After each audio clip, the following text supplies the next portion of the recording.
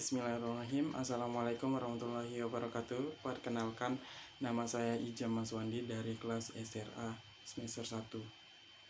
Di sini saya akan menjelaskan Pancasila sebagai penegakan hukum yang berkeadilan. Adapun rumusan masalah yang akan saya bahas yaitu yang pertama, apa pengertian dari penegakan hukum, bagaimana konsep dan urgensi penegakan hukum yang berkeadilan. Yang ketiga, mengapa perilaku penegakan hukum yang berkeadilan. Yang keempat, ada bagaimana sumber historis, sosiologis, politis tentang penegakan hukum yang berkeadilan di Indonesia. Yang pertama, pengertian penegakan hukum. Penegakan hukum adalah proses dilakukannya upaya untuk tegaknya atau berfungsinya norma-norma hukum secara nyata sebagai pedoman perilaku dalam lalu lintas atau hubungan-hubungan hukum dalam kehidupan bermasyarakat dan bernegara.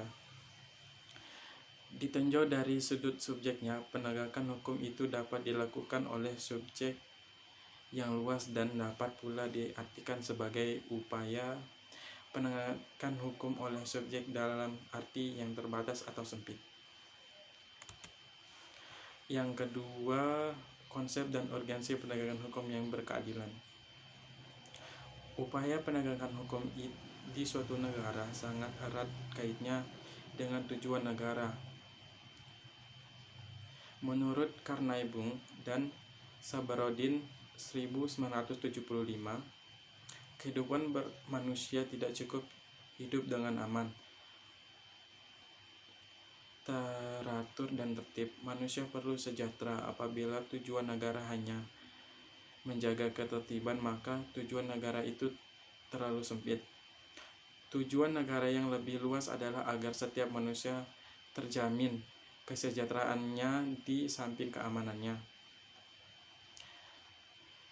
Dengan kata lain, negara yang memiliki kewenangan mengatur masyarakat perlu ikut menyejahterakan masyarakat. Teori Carney-Bung tentang negara hukum dikenal luas dengan nama teori negara kesejahteraan.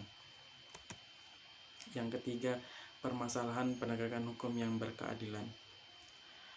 Dari banyaknya tuntunan masyarakat, beberapa sudah mulai terlihat perubahan ke arah yang positif, namun beberapa hal masih tersisa mengenai penegakan hukum ini. Hampir setiap hari, media massa baik elektronik maupun cetak menanyakan masalah pelanggaran hukum, baik terkait dengan masalah penegakan hukum yang belum memenuhi rasa keadilan masyarakat maupun masalah pelanggaran HAM dan KKN. Lanjut.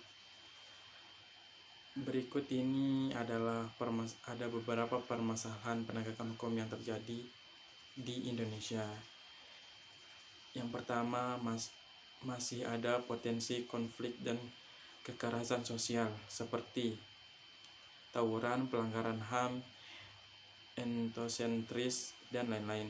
Yang kedua, mereknya kasus-kasus ketidakadilan sosial dan hukum yang belum diselesaikan ditangani secara tuntas. Yang ketiga, penegakan hukum yang lemah karena hukum bagaikan pisau yang tajam ke bawah tetapi tumpul di atas. Lanjut. Yang keempat, sumber historis, sosiologis, politis tentang penegakan hukum berkeadilan di Indonesia. Peraturan-peraturan hukum, baik yang bersifat publik menyangkut kepentingan umum maupun yang bersifat privat menyangkut kepentingan pribadi, harus dilaksanakan dan ditegakkan dalam kehidupan bermasyarakat, berbangsa, dan bernegara. Apabila segala tindakan pemerintah atau aparatur berwajib menjalankan tugas sesuai dengan hukum atau dilandasi oleh hukum yang berlaku, maka negara tersebut disebut negara hukum. Jadi, Negara hukum adalah negara yang setiap kegiatan penyelenggaraan pemerintahnya didasarkan atas hukum yang berlaku di negara tersebut. Lanjut, Gustav Radbauch, seorang ahli filsafat Jerman, dalam Sudikno Mutur Kusumo 1966 menyatakan bahwa untuk menegakkan hukum dan ada 3 unsur yang selalu harus diperhatikan, yaitu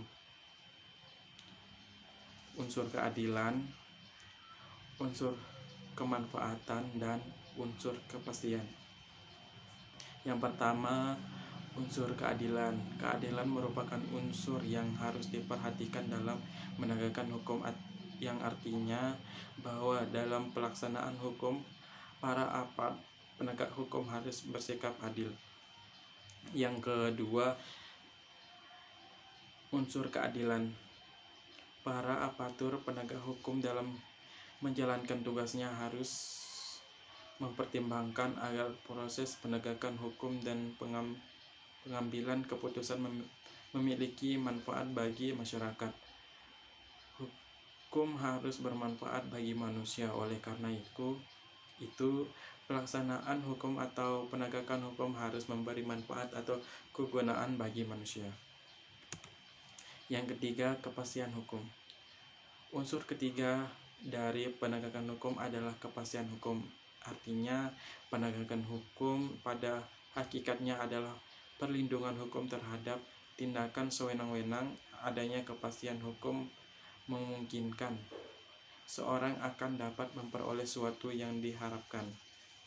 Misalnya, seorang yang melanggar hukum akan dituntut pertanggungjawaban atas perbuatannya itu melalui proses pengadilan.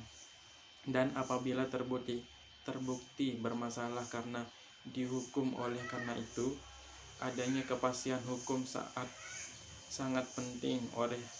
Orang tidak akan mengetahui apa yang harus diperbuat bila tanpa kepastian hukum, sehingga akhirnya akan timbul kekerasan. Kesimpulan, negara merupakan organisasi kelompok masyarakat tertinggi karena mempunyai wewenang untuk mengatur dan mengendalikan bermasyarakat, bahkan memaksa secara sah untuk kepentingan umum yang lebih tinggi demi tegaknya hukum. Negara pun dipandang sebagai subjek hukum yang mempunyai kedaulatan sovereignty yang tidak dapat dilampaui oleh negara maupun manapun. Baik, cuman itu saja yang bisa saya sampaikan. Sekian dari saya. Assalamualaikum warahmatullahi wabarakatuh.